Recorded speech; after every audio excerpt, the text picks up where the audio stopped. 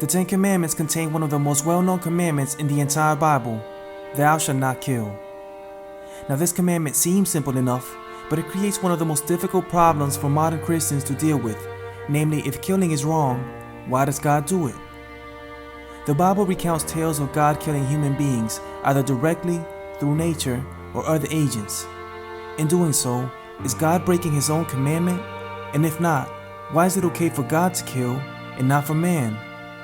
We'll deal with this second question first. God is the creator of all that exists, including human life. As such, God has complete authority and sovereignty over the entire universe. In other words, everything is under His control, and as the creator, He has the right to do what He wishes with His creation. Human beings have no such authority, however, which is why, contrary to God, we have no right to take a life. All of this shows why it is okay for God to take a life and not for man. It does not solve the issue of God breaking His own commandment, however. For this, we need to take a closer look at the commandment itself.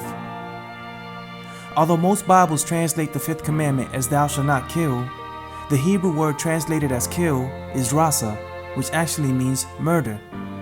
The correct reading of the fifth commandment then is thou shalt not murder. But what is the difference?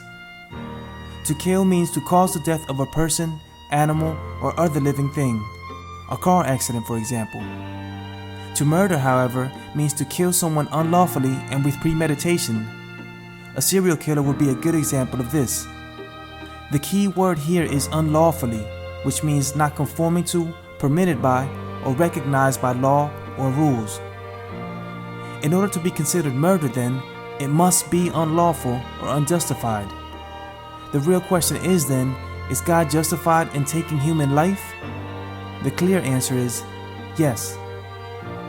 Not only is God the creator, giving Him full authority over the entire universe, and not only do we deserve death because we are all sinners, but God is also perfect, meaning we can trust that He has sufficient reason for taking human life. Furthermore, every biblical example we have of God taking a life is an example of God's judgment.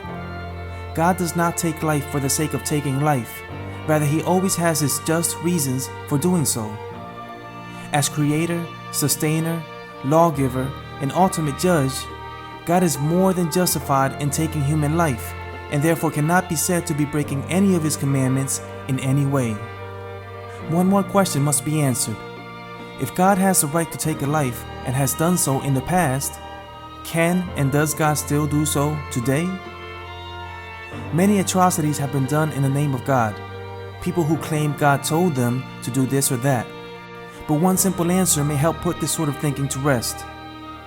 In the Bible, the taking of life by God is always done in an act of judgment. There is an important contrast to be made between the Old Testament and the New Testament, however. In the Old Testament, judgment was based on the law, and the law itself was always applied in temporal, practical terms. In other words, to obey the law would result in blessings here on earth, and to disobey it would result in consequences also here on earth. In the New Testament, however, all judgment is reserved for a future moment in time known by many names such as Judgment Day, the Day of the Lord, or simply the end. Although there are still blessings and consequences of actions here on earth, the judgment of sin is ultimately reserved for God on Judgment Day, and therefore no one should ever expect God to tell anyone to take a life for any reason whatsoever. On the contrary, so long as we are alive, every human being has the opportunity to repent and be saved. Rather than question God's every action then, we should make sure to take this opportunity before it's too late.